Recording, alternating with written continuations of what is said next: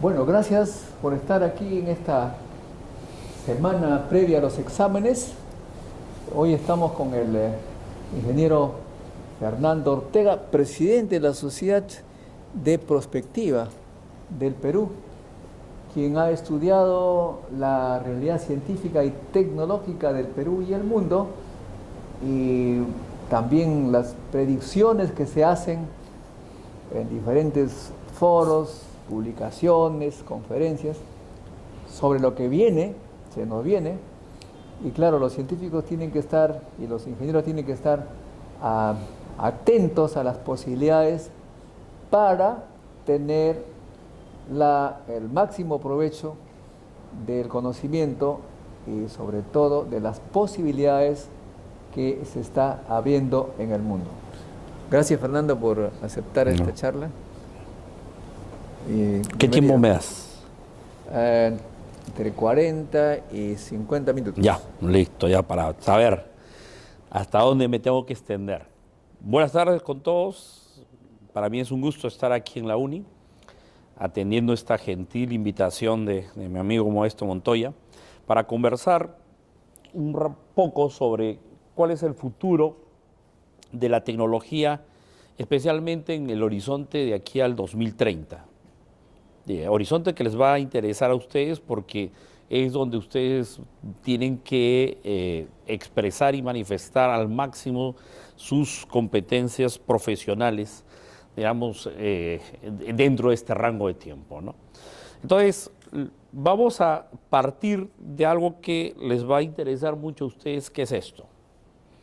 Esto es la curva de la evolución de la humanidad, ¿eh? Entonces, esto es interesante para que lo puedan ustedes comprender. Esto es un eje en escala logarítmica inversa. Entonces, estos son los años antes del 2500 después de Cristo. O sea, el 2500 después de Cristo está acá. Y estos son, digamos, las etapas de la evolución humana. Y ustedes se pueden dar cuenta de que todo comenzó aquí. ¿Sí? Todo comenzó aquí. Uy, no. Aquí. Aquí es la formación de la Tierra. Estamos hablando aquí ya de alrededor de 7.000 millones de años atrás. Aquí comienza la creación de la vida. Aquí aparecen las primeras células eucariontas. Y a partir de aquí comienza la vida. Por aquí, a 4 millones de años antes de Cristo, comenzamos a bajarnos de los árboles y comienzan a andar por la tierra los primeros homínidos, por acá. Miren ustedes. Y a partir de aquí ustedes pueden ver cómo se lanza una línea más o menos recta hasta el momento de el punto de inflexión de la curva. Miren, aquí está la agricultura, aquí aparece la cerámica, el descubrimiento del fuego, la edad de piedra, la edad del bronce, la edad de hierro, todo está por acá, por aquí, ¿ya? En este punto de aquí hay un punto de inflexión sobre el cual no hay un consenso sobre cuál es en realidad el origen de este punto de inflexión. Algunos piensan que es el surgimiento de las grandes religiones, ¿ya? Y yo sostengo que es el desarrollo del pensamiento racional con la aparición de los primeros pensadores presocráticos. La cosa es que a más o menos alrededor de 600 antes de Cristo esto se dispara. Entonces, a partir de este momento, miren ustedes, tenemos una línea casi vertical de desarrollo de la humanidad. Y entonces tenemos la revolución industrial, la primera, la del vapor, la segunda, la electricidad. Tenemos el desarrollo del primera PC, que es la tercera revolución industrial. Y a partir de aquí comenzamos nosotros a cuestionarnos hacia dónde va a ir el futuro de la humanidad, especialmente a partir del año 2011. ¿Qué pasó en el año 2011? En el año 2011 hemos cambiado de era. Eso es un detalle importante porque en el Perú esto no se dice en voz alta y seguimos insistiendo muchas veces de que estamos viviendo en la sociedad de la información. Pero desde el año 2011 ya la era ha cambiado y ahora estamos viviendo lo que se conoce como la era de la tecnología consciente. O, como ese nombre no vende bien, los marqueteros le han puesto el nombre de la cuarta revolución industrial. Lo cierto es que en el año 2011 las cosas cambiaron. Todo cambio de era tiene un hito sobre el cual se establece la frontera. ¿Cuál es la frontera del 2011? ¿Por qué se dice que el 2011 cambiamos de era? Y eso es principalmente porque ocurrieron dos cosas interesantes. Una para la más media, para el populorum, y otra del punto de vista técnico. Para la más media fue un hecho muy significativo. IBM iba a cumplir 100 años y quería hacer algo interesante por sus 100 años. Por lo tanto, se le ocurrió hacer una competencia hombre-máquina enfrentando a su supercomputadora Watson contra los dos humanos más ganadores del concurso de trivias de la televisión norteamericana que se llama Jeopardy. O sea, es un programa de televisión que tiene 50 años en el aire. Todas las semanas la gente ingresa al programa a concursar por trivias. Ustedes saben muy bien que una trivia es una pregunta de cultura general. Te pueden preguntar sobre ciencia, arte, historia, geografía, deportes, películas, música. Te preguntan sobre todo. Y este programa pues es famoso porque los que han ganado, se han quedado muchas semanas, han ganado millones de dólares concursando. Entonces los dos humanos más ganadores se enfrentaron con la supercomputadora Watson de la IBM. ¿Quién creen que ganó? La IBM incluso nos dio la posibilidad de que fuera una máquina no conectada a Internet. Es decir, era disco duro versus cerebro. ¿Quién ganó? Watson. ¿Ya? Yo les reto, ustedes en un momento determinado, entren a YouTube. Entren a YouTube. Pongan IBM Watson y pongan Jeopardy. O sea, Jeopardy. Y ahí van a ver los videos del enfrentamiento entre los dos humanos contra la máquina. Por si acaso, la máquina tenía reconocimiento de voz. Es decir, el presentador narraba la pregunta y al igual como cualquier humano que le entra la información por las orejas, a la computadora le entraba la información por por el micrófono, ¿no? Y entonces la máquina tenía reconocimiento de voz, procesaba y respondía, igual que cualquier humano. Entonces, claro, también se equivoca, tampoco era perfecta, también se equivoca, porque ojo, una pregunta puede ser interpretada de muchas formas. Entonces, claro, su procesador podía llevarle a que le estaban preguntando algo cuando en realidad le estaban preguntando otra cosa, ¿no? Como cualquier humano que no entiende los segundos o terceros sentidos que pueden tener las palabras. ¿Ah? Pero a pesar de todo eso, ganó a los humanos. ¿Ya? Ustedes, los invito a que entren a YouTube, vean eso, y se van a sorprender. Van a quedar bastante choqueados. Y lo peor de todo, que eso ocurrió en el 2011. En el 2011. ¿no? Entonces, lo otro, digamos, el otro hecho que ocurrió en el 2011, que sí es técnico, es que la compañía D-Wave lanzó ese año la primera generación de computadoras cuánticas. ¿Ya? Y entonces, como ustedes saben muy bien, la computación cuántica no responde a digamos, al paradigma binario del que nosotros tenemos uso y conocimiento en estos momentos, sino que trabaja por vectores.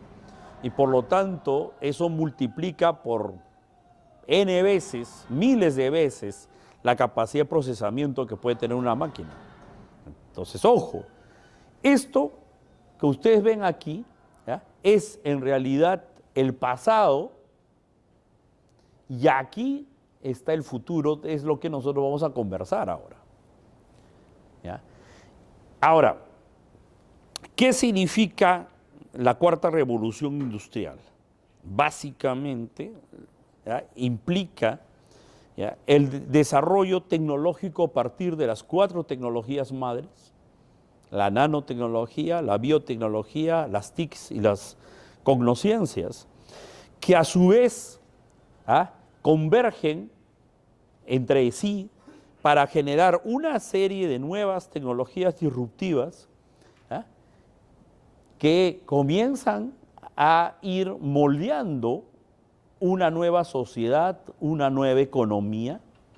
Y ustedes pueden ver por este lado las tecnologías, por este lado los fenómenos sociales, económicos, tecnológicos, y por este lado de aquí ustedes ven los criterios, los conceptos, las metodologías que que están siendo construidas para poder interpretar y encontrar solución a los fenómenos sociales, económicos que están aquí. O sea, este grafiquito nos tomaría todo un semestre para analizar, ¿verdad? Pero lo que sí es importante que ustedes se den cuenta es que las tecnologías van a impactar sobre nuestra sociedad de una manera terrible, que es lo que vamos a conversar ahora, ¿ya? Y que aún nosotros estamos en construcción de todo el marco conceptual para poder interpretar esos fenómenos y poder más o menos diseñar soluciones a esos cambios que se vienen, ¿ya? Entonces, para nosotros que estamos metidos en el campo de la ciencia y la tecnología, lo que sí nos importa muchísimo es justamente que cada cambio de era nos presenta diferentes paradigmas. Hasta el 2011 nosotros teníamos estos paradigmas científicos. Es decir, en nanotecnología trabajábamos átomos, en biotecnología genes, en TICs, bits y en cognosciencias con neuronas, ¿ya? Hoy día, a partir del 2012, ¿qué es lo que estamos viendo? En nanotecnología ya trabajamos partículas subatómicas. O sea, no nos interesan los átomos ya. Ahora vamos mucho más allá. Comenzamos a querer entender la naturaleza misma de la materia y ahí comenzamos a tener ya éxito. Después de una búsqueda de décadas, logramos encontrar al bosón de Higgs. Y hoy día, ¿cuál es el nuevo reto dentro de este campo? El reto que se está planteando, especialmente la ciencia de Norteamérica, es justamente comenzar a entender a los neutrinos. El laboratorio Fermi ha establecido el gran proyecto de los neutrinos, están construyendo un acelerador de 800 millas. 800 millas son, ¿cuánto? Más de 1.300 kilómetros de largo, que va a comenzar debajo del laboratorio Fermi y va a llegar hasta el otro extremo, a buena parte de los Estados Unidos, a 1.300 kilómetros de distancia. Es un super proyecto a nivel mundial, en donde la UNI está participando. O sea, en ese gran proyecto del mundo, la UNI está participando. Y lo que a nosotros nos interesa es justamente eso, de que el Perú esté presente en cada una de estas aventuras científicas que se vienen en el marco de estos nuevos paradigmas científicos. En el caso de la biotecnología, ya no se está trabajando genes, sino se está trabajando nucleótidos, lo cual es interesantísimo, porque toda la discusión de los organismos genéticamente modificados, digamos, cuando se hacían especialmente la transferencia de genes de una especie a otra, los famosos transgénicos, que tanto temor ha generado pues, en muchos de los consumidores, en muchos de los gobiernos. Esto ya es cosa del pasado, es cosa del pasado. O sea, hoy día lo que se hace es edición de genes, es decir, se trabajan sobre los genes propios de cada especie y lo que se hace es modificación por edición de genes del tipo copy-paste que nosotros hacemos en un procesador de texto, idéntico. Se fija una parte y esa parte se inserta, se corta, se modifica. O sea, lo mismo que hace un procesador de textos. Esos son con un software que se llama CRISPR-R.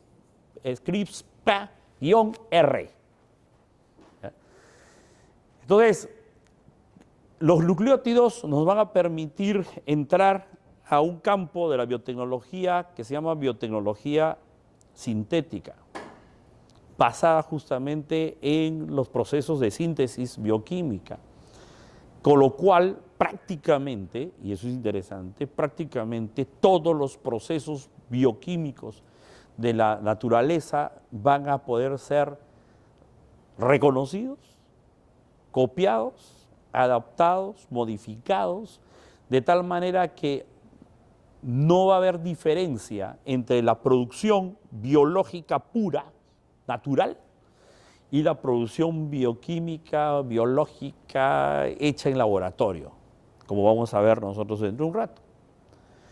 Aquí tenemos las cognosciencias, que ya no trabajan las neuronas, sino las conexiones, la sinapsis, la forma como nosotros transmitimos datos, información, lo cual es importantísimo porque ahí está la base de las interfaces hombre-máquina. Para que nosotros podamos comunicarnos directamente con las máquinas, que es quizás una de las fronteras científicas que nosotros necesitamos desarrollar. Y en el lado de las TICs, nosotros ya no trabajamos los bits binarios, sino los qubits cuánticos.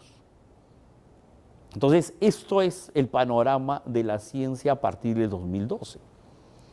Y entonces, cada una de estas tecnologías comienza a tener su nueva frontera científica.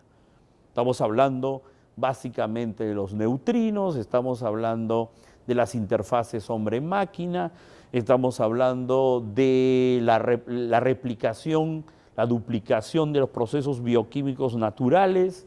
O sea, en realidad, esto nos va a llevar a un nivel de desarrollo científico al 2030 ya muy, muy elevado, muy diferente de lo que nosotros estamos acostumbrados a vivir. Ahora, cuando uno habla del futuro, lo primero que tiene que conocer es cuál es su presente. Y el presente es algo sobre el cual nosotros ya tenemos de una u otra manera dominio con respecto a su aplicación en el mercado.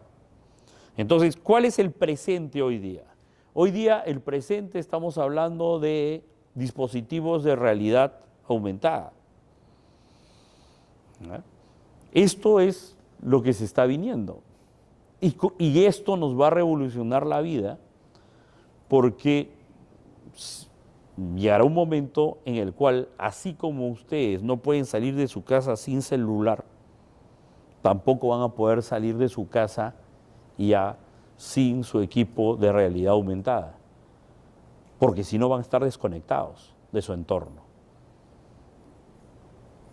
vayan ustedes a comprar a un centro comercial sin sus lentes de realidad aumentada, no van a saber dónde están las ofertas.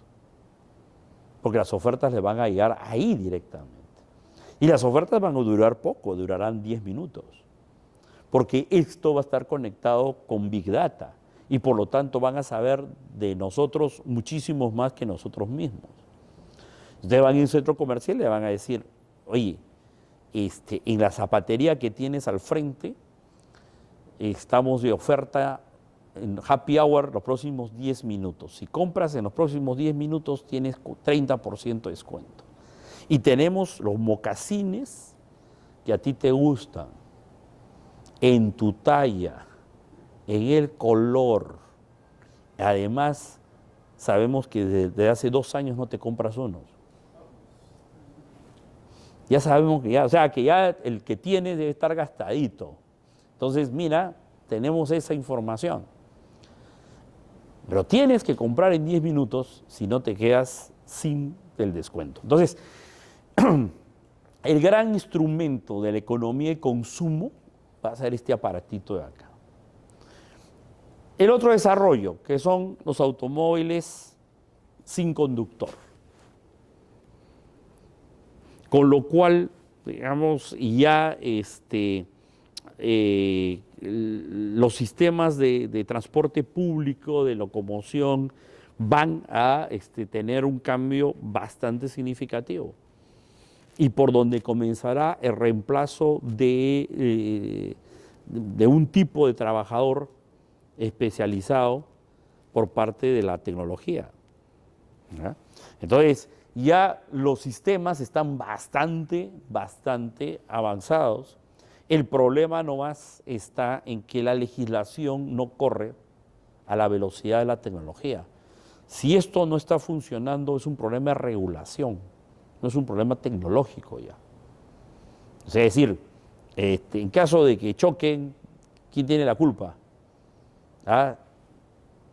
El conductor, pero no hay conductor ahí. ¿Cómo me lo llevo al dosaje etílico? ¿Ah? A este carrito de acá.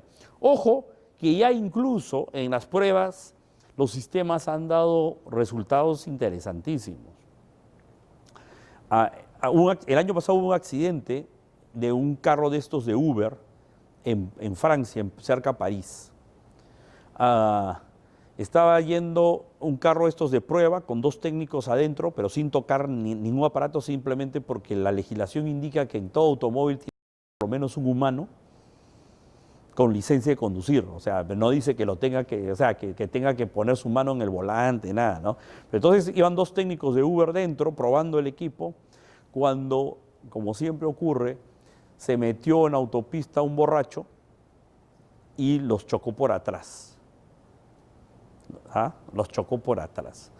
La computadora lo que hizo fue reconocer la situación, hizo el cálculo inmediato de que qué iba a pasar, se dio cuenta que el golpe era tan fuerte que los iba a desplazar una distancia que iba a hacer que impacte sobre el carro, digamos, delantero que estaba al frente, y la máquina decidió que para evitar el choque con el carro del frente, lo que tenía que hacer la máquina era doblar la caña todo hacia la izquierda. Entonces, el carro giró toda la caña automáticamente a la izquierda y lo que ocurrió fue que se volcó, pero sin afectar el carro del frente.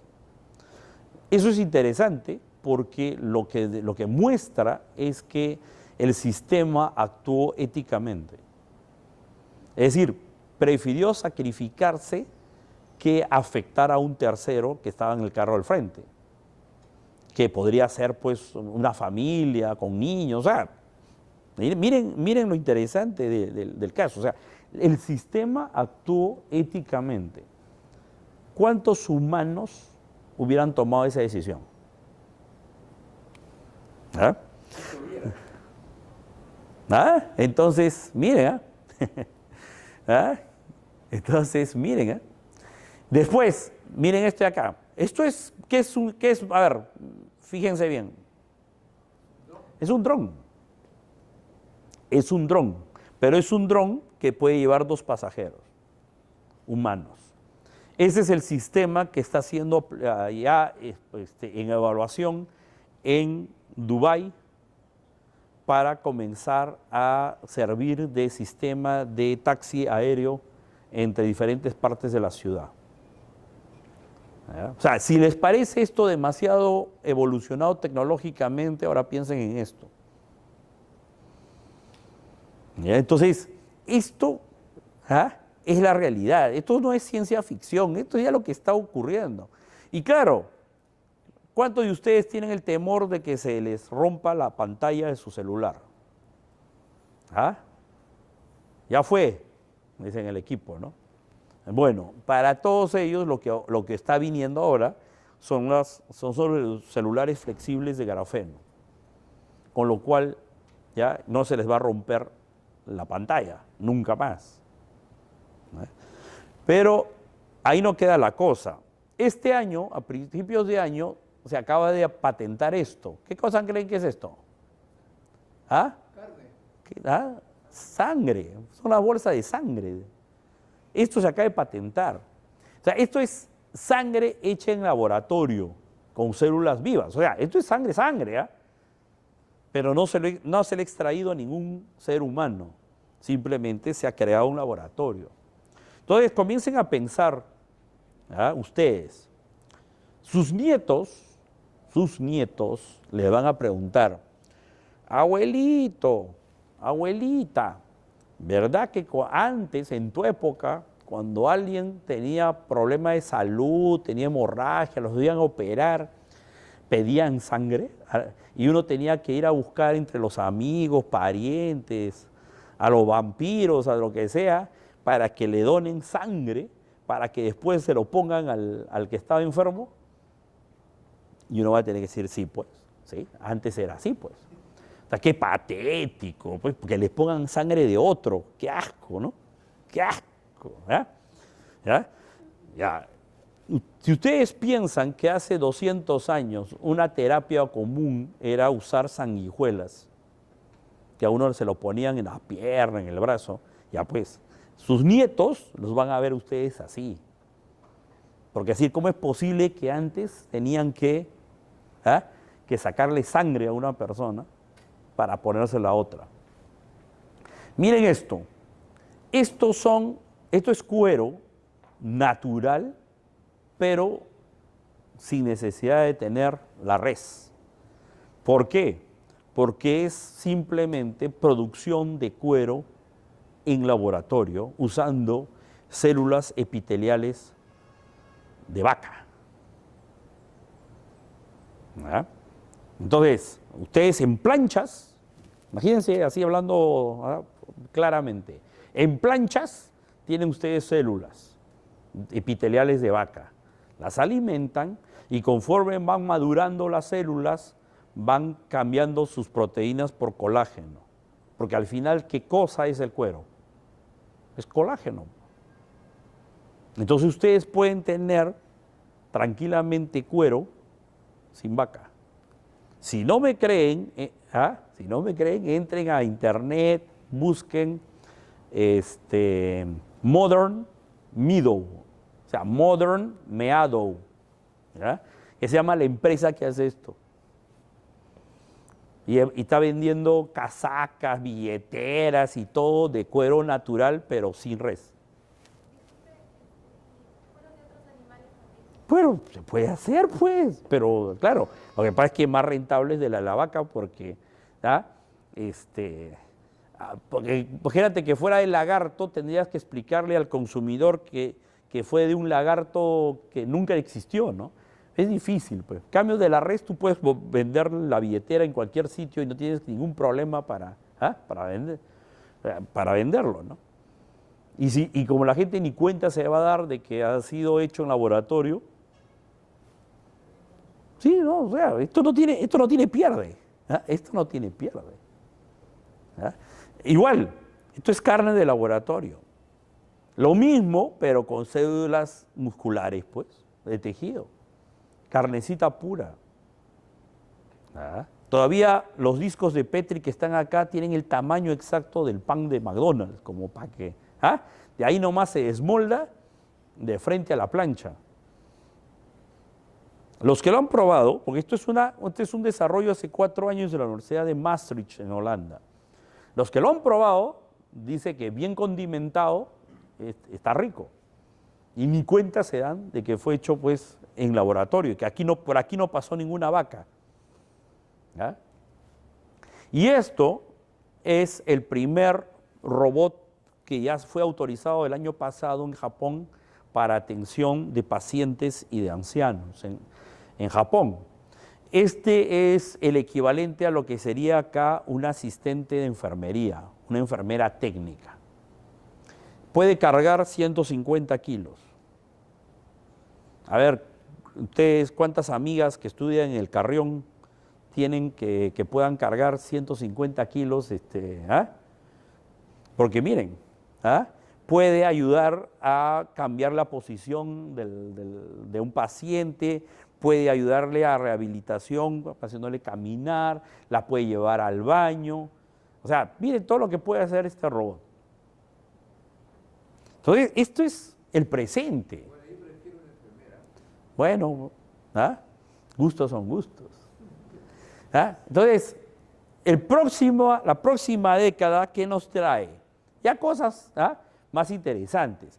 Como de todas maneras, ya el problema de la rotura de las pantallas va a estar resuelta. Lo que no va a estar resuelto es que los cuadren a ustedes por llevarse su celular.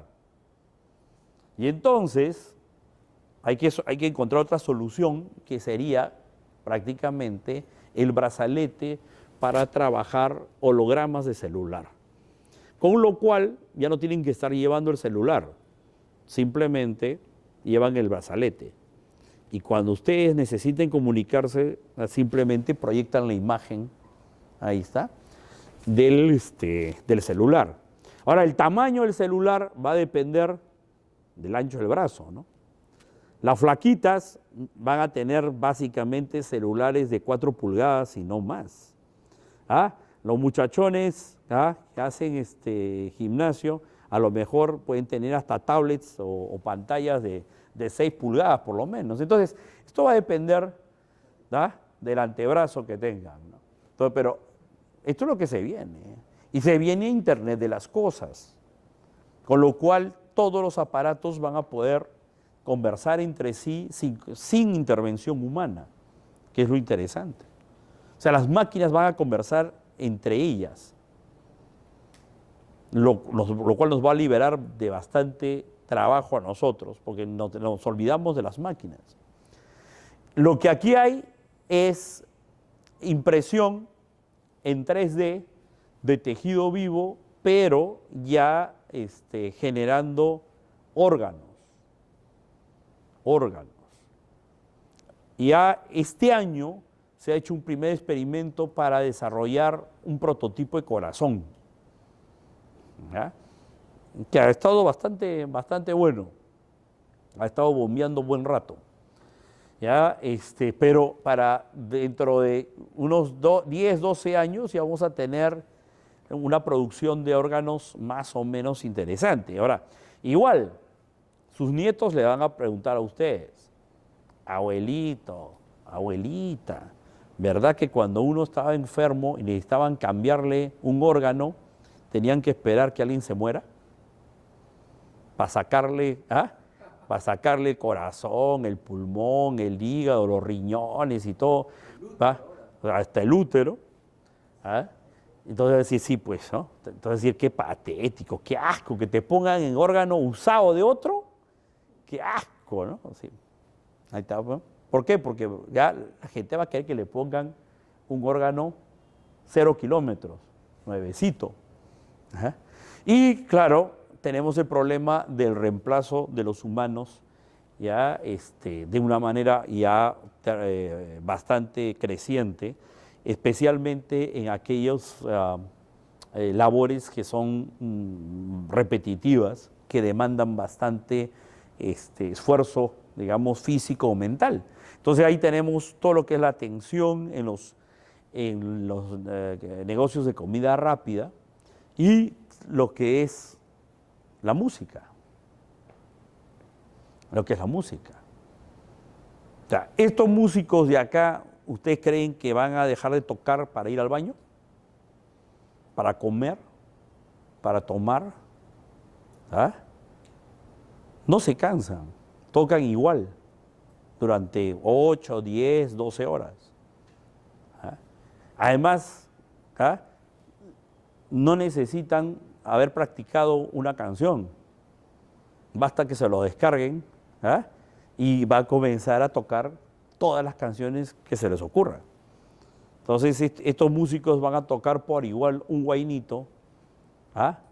Una cumbia tropical peruana, ¿ah? Un vals, un rock. ¿Ah? No van a tener ningún problema, ¿ah? Para que, ¿ah? Estos puedan tener sus ejecuciones en cualquier parte. ¿Ah? Entonces ahí comiencen a preocuparse, ¿ah? Y comiencen a pensar con sentimiento de culpa. Cuando ustedes mandan un email, ¿alguno de ustedes se acuerda del cartero que se quedó sin chamba? A ver, ¿alguien se acuerda de los carteros? Yo me acuerdo de los arrieros que antes nos llevaban en la comida de Trujillo Salto por centenares, que fueron reemplazados por los trailers. ¿Ah? Ahora, y cuando van a un edificio y aprietan el botón del piso donde van, ¿se acuerdan de los ascensoristas? ¿Ah? No se acuerdan. Entonces, ¿ah? Así no, poco a poco nos vamos a ir olvidando de los trabajos que van a ser reemplazados por las máquinas. Al 2040, entonces ahí vamos a tener ya otras cosas interesantes, como por ejemplo los vehículos aéreos. ¿Ah? ¿Por qué? Porque para el 2000, digamos, 30 y tantos, ya debemos haber dominado todas las tecnologías de gestión del aire, del espacio aéreo, de tal manera que podamos manejar la posibilidad de tener millones de estas unidades volando, sin que se puedan generar ningún tipo de accidente. Esto es un tema de tecnología de telaraña. Esto va a demandar un tiempito porque no es lo mismo tener unas cuantas decenas de aviones volando, y otra cosa es tener millones de estos dando vueltas. Después, todo lo que es el reemplazo, digamos, del trabajo humano ya va a ser sumamente sofisticado. Aquí lo que estamos viendo es un robot que sería chef de alta cocina. O sea, Gastón ya fue. Aquí estamos hablando de alta cocina hecha por robots. Incluso los robots estarían ya entrando al campo del entretenimiento. Entonces, claro. O sea, hoy día tenemos a una cuasi octogenaria que es Cher, todavía en actividad. Tenemos una sexagenaria casi, que es Madonna. ¿Y por qué tienen tanto tiempo en el show business? Es que no hay renovación, no hay renovación de cuadros. Acá está la renovación de cuadros. Podemos tener cada año modelos diferentes de artistas, y cada cual al gusto de determinado segmento de mercado. ¿Esto qué cosa creen que es? Esta es una célula cancerosa. Para el 2030 ya debemos haber comprendido todos los procesos que ocurren al interior de esta célula. Con lo cual, esto dejó de ser una enfermedad mortal para convertirse en el mejor de los casos, o digamos, para ella, o en el peor de los casos, digamos, si quieren ustedes, en una enfermedad crónica, tratable, y también podría ser curable. todos los tipos de cáncer. Pero hay un detalle importante aquí. ¿Ah? Una de las cosas que mantiene en secreto esta célula es que nunca envejece. Es la única célula que no envejece, por lo tanto no muere. Una célula cancerosa no muere, hay que matarla. Entonces, ese descubrimiento, el por qué no muere, va a ser interesante para nosotros. O sea, lo importante de esto no es vencerlo, sino es conocerlo. Porque si sabemos cuál es la razón por la cual no muere, nosotros lo podemos aprovechar en nuestras propias células. Y nosotros podemos retardar, detener, e incluso retroceder el envejecimiento. Ese es el gran secreto que tiene esta célula. Y bueno, otro detalle importante, que el manejo de todo el conocimiento del genoma y de nuestra carga genética que traemos nosotros consigo, es que nosotros después podemos diseñar a nuestros hijos a nuestro antojo, basado en la carga genética que podemos tener los padres. Y eso va a ser interesante, especialmente cuando estas nuevas generaciones tengan que practicar deporte, porque para que después nos digan que somos la selección que tiene la menor talla en el mundial, ¿no? Somos la selección de los pericotes. Y claro, llegando al 2050 se supone que ya todos estos temas de la relación entre el hombre y su entorno tecnológico deben estar resueltos. Ya para ese momento ya nos podemos comunicar con las máquinas sin necesidad de interfase. Y entonces bastará algún dispositivo. Hay un sitio especial acá detrás de la oreja, un poquito más abajo, acá, sientan un huequito, acá. Ya, ese es el sitio donde tiene que ir nuestro chip. Ya lo han encontrado, ya, ese es el sitio. Ya estamos preparados, ya ahí tenemos ya nuestro puerto que todavía no lo usamos. Ahí hay un huequito donde debe estar nuestro chip. Con ese chip vamos a poder tener Wi-Fi, o sea, conexión a Wi-Fi pues, de forma inmediata, ¿no? Entonces ya no van a necesitar ningún tipo de dispositivo que no sea ese chipcito de ahí. Con lo cual, cualquier información que requieran, simplemente ustedes se conectan con la nube y se bajan toda la información. ¿Ya? Entonces, en algunos casos, la relación va a ser una relación, digamos, de tipo cyborg, porque habrá partes electromecánicas con nosotros, especialmente en aquellos dispositivos donde tenemos problemas naturales, errores de fábrica al momento de nuestro diseño. Ejemplo, los ojos. Nosotros tenemos los mejores ojos de la naturaleza. No, hay muchísimos animales que tienen mejor vista que nosotros. Claro. Pero a través de justamente el desarrollo tecnológico, nosotros vamos a poder vencer eso. Porque, ¿qué prefieren? ¿Los ojos que tienen ustedes actualmente o van a querer una cámara de 64 millones de colores, con visión nocturna infrarroja, con zoom para que vean a la vecina, que con unos que no van a tener problema ni de glaucoma, ni de catarata, que cada vez que salga un modelo mejorado se lo pueden intercambiar sin problemas. ¿Prefieren el ojo que tienen ustedes ahora o van a querer uno mejorado?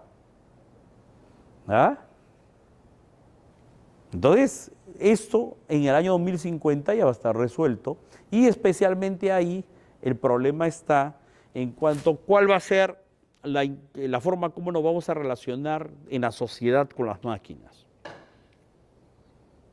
¿Ya? Y ese detalle es el que tenemos todavía que discutirlo, porque esa interacción podría ser ya de total, ¿no? En el sentido de que estos seres que están acá, de inteligencia artificial, puedan tener tantos o iguales derechos como cualquier ser humano de carne y hueso, incluso puedan tener la capacidad de establecer familia con los humanos. Entonces, si hoy día discutimos que dos personas del mismo género puedan generar una familia, esa es una discusión que en el futuro se va a trasladar acá. Y ese nieto o nieta de ustedes, a lo mejor por ahí les va a presentar a su novio o su novia, que puede ser no un ser humano, sino un modelo XR28-Z. O sea, ¿por qué sabemos esto? O sea, ¿por qué nosotros estamos en capacidad de ir conociendo cómo se va a comportar el futuro? Esto se debe a que desde el año de 1958 existe una disciplina en las ciencias sociales que se llama prospectiva, fundada en Francia, y que es la ciencia que estudia el futuro para comprenderlo y poder influir sobre él. O sea, la ciencia prospectiva nos permite justamente pasar desde el hoy hasta el futuro y estar encontrando todas las posibilidades que se nos pueden ir presentando. ¿Ya? Y esto, digamos, es el modelo conceptual con el que trabaja la prospectiva.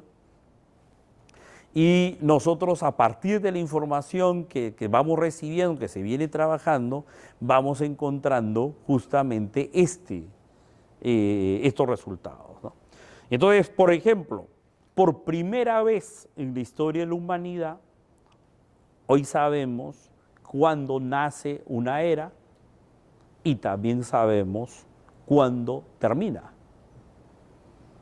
Esta era de la cuarta revolución industrial o de la era de la tecnología consciente va a tener su final cuando ocurra el fenómeno de la singularidad. El fenómeno de la singularidad es el momento en que la inteligencia artificial va a equiparar las capacidades de la mente humana. Y eso va a ocurrir aproximadamente antes del 2030. O sea, ahí va a ocurrir. Ahora, claro, eso no significa que las cosas van a cambiar exactamente a partir de ese momento. O sea, no, pues. Igual, en el año 2001 se descubrió el genoma humano. ¿Cuántos de ustedes conocen su genoma? ¿Cuántos de ustedes tienen su genoma? Es que todavía pues el genoma resulta siendo más o menos carito, ¿no? O sea, hoy día el genoma está en alrededor de $200 el análisis del genoma. ¿Ya? Y digamos, por $200 no todos están en capacidad de poder tener su información genética. Dentro de unos años, cuando eso baje a $20, prácticamente todos tendremos nuestro genoma ya en el bolsillo, en las bases de datos, en nuestra historia clínica, y entonces vamos a poder utilizar esa información. Pero han pasado 16 años del genoma y todavía no lo tenemos implementado. Igual, en el caso de la singularidad, posiblemente ocurra alrededor del 2026, 2027, pero para que eso tenga un impacto ya en la sociedad, en la economía, se supone que va a tomar algunos años más. ¿Ustedes conocen el test de Turing? El test de Turing. ¿Conocen la historia de Turing, de Alan Turing, no? O sea, ¿ya? El matemático inglés que cometió suicidio porque no soportó la presión que hacía la sociedad inglesa por su condición de gay. Pero Alan Turing, él, como uno de los pioneros de la computación, él se dio cuenta de que había que establecer algún límite para conocer hasta dónde puede llegar la inteligencia artificial. Y el test de Turing es bien simple. Es hacer una prueba ciega entre un humano que interactúe contra un ser, y es una prueba ciega donde él va a interactuar con ese ser, y cuando el humano sea incapaz de discernir si con quien está conversando es un ser humano o es una máquina, en ese momento entonces habrá ocurrido la singularidad. Bill Gates tiene otra definición para el test de singularidad. ¿Saben cuál es? ¿Ah? Para él la singularidad habrá ocurrido en el momento que una gran corporación ponga en uno de los asientos de sus cuerpos de directivos, de sus consejos directivos, a un aparato de inteligencia artificial. Y que con todos los derechos, de votar, de opinar y de votar, con voz y voto. Cuando un aparato de estos esté sentado en una junta directiva de una gran corporación, para Bill Gates ahí habrá ocurrido la singularidad. Pero es algo que todo el mundo está pensando va a ocurrir justamente alrededor del 2030. Entonces ya sabemos cuándo dura esta era, digamos, de estos cambios, o sea, del 2012 hasta el 2030, digamos, aproximadamente. Y entonces, esta convergencia tecnológica va desarrollando una serie de tecnologías disruptivas.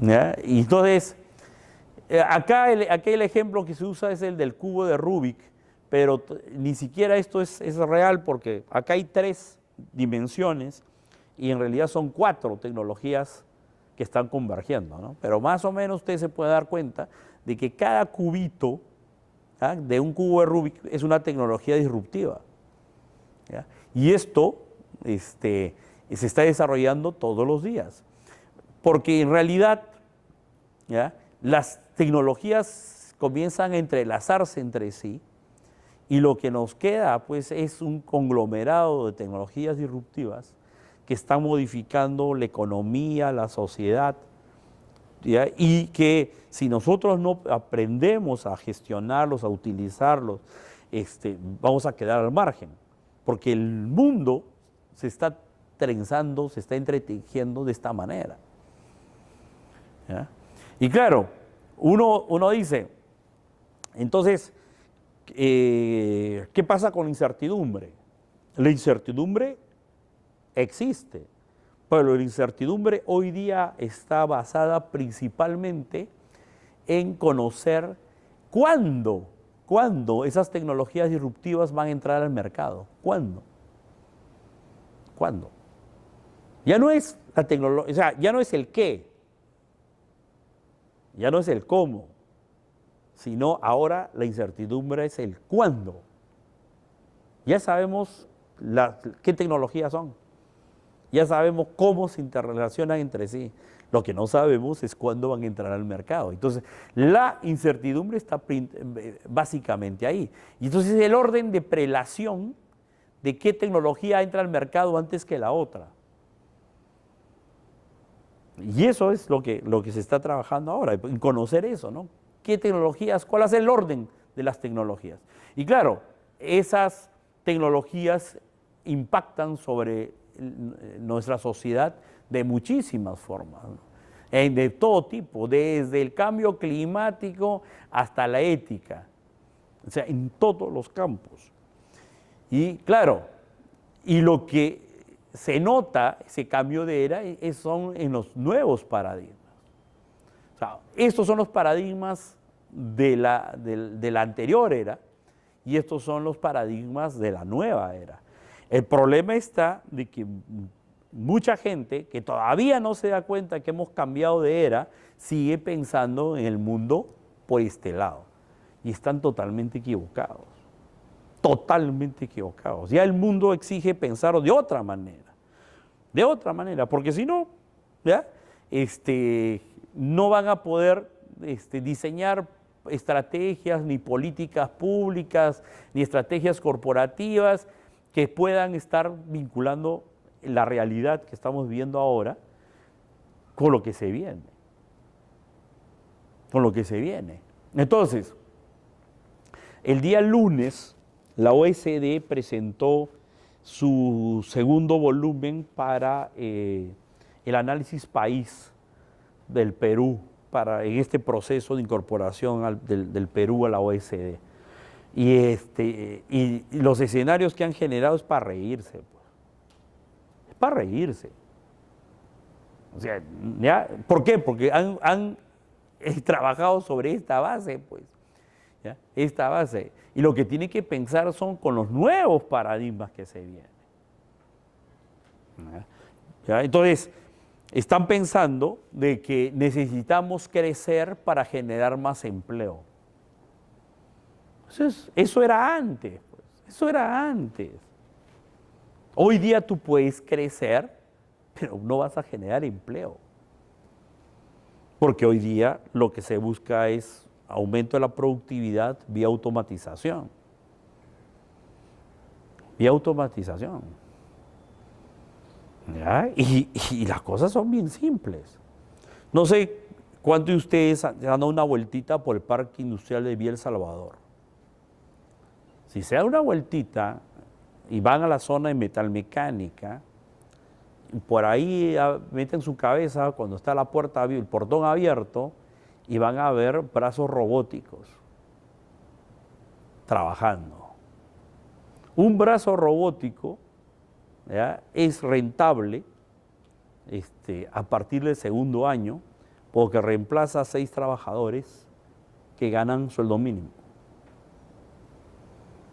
O sea, un brazo robótico tranquilamente se paga solo, ¿ya?, después del segundo año, porque reemplaza a 6 trabajadores ganando sueldo mínimo en Vía El Salvador. Entonces, y esa realidad hay que entenderla. El Perú va a poder crecer, sí, pero eso no significa que va a generar empleo. ¿Y cuál es el problema que nosotros tenemos ahora? ¿Ah? Tenemos el problema de que una gran cantidad de jóvenes mayores de 15 años se comienzan a incorporar a la digamos, población económicamente activa. Algunos despistados llaman a eso el bono demográfico.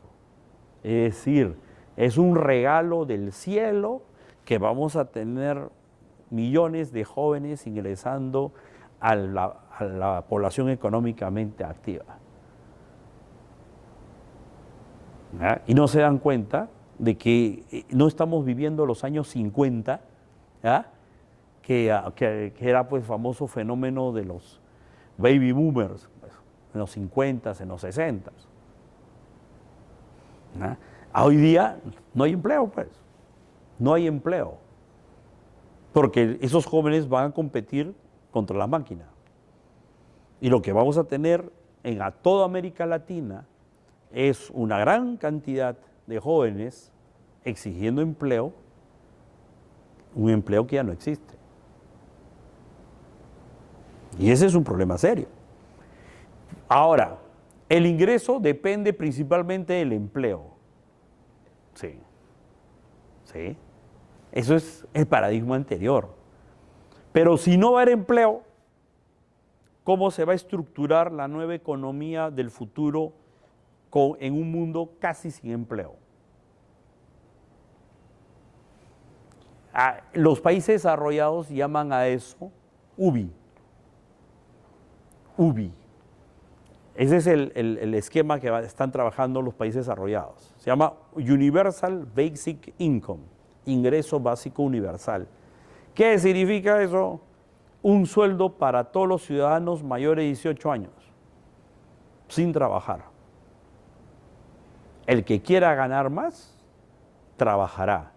Pero como no va a haber empleo, se la va a tener que buscar, básicamente a través de emprendimientos, etcétera, etcétera.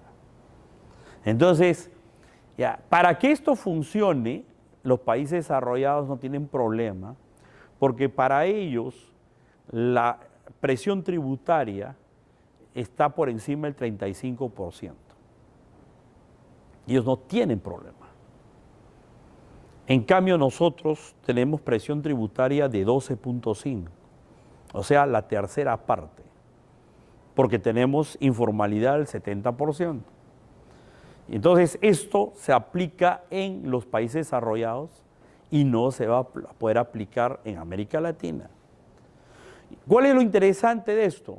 De que el UBI, como concepto, como práctica, está siendo apoyado por todas las grandes corporaciones, Google, Microsoft, Amazon, todos están de acuerdo con el UBI.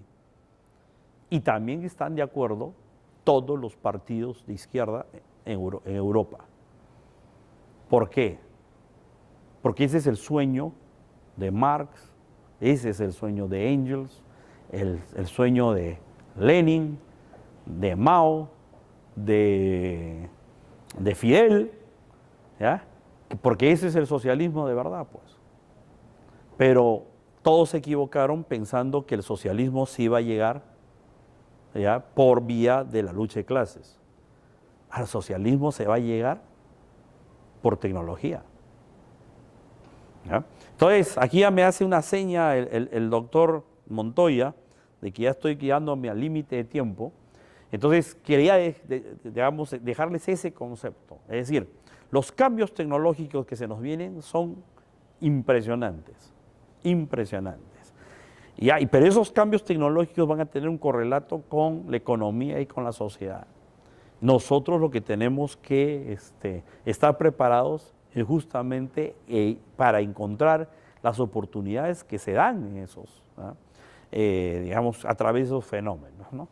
Y entonces, como les digo, yo podía conversar de esto horas con ustedes, pero ya pues el doctor me ha puesto un límite y ya podemos conversar en otra oportunidad sobre todas las otras cosas más que tenemos que ver ahí. Gracias, doctor. Muchas gracias.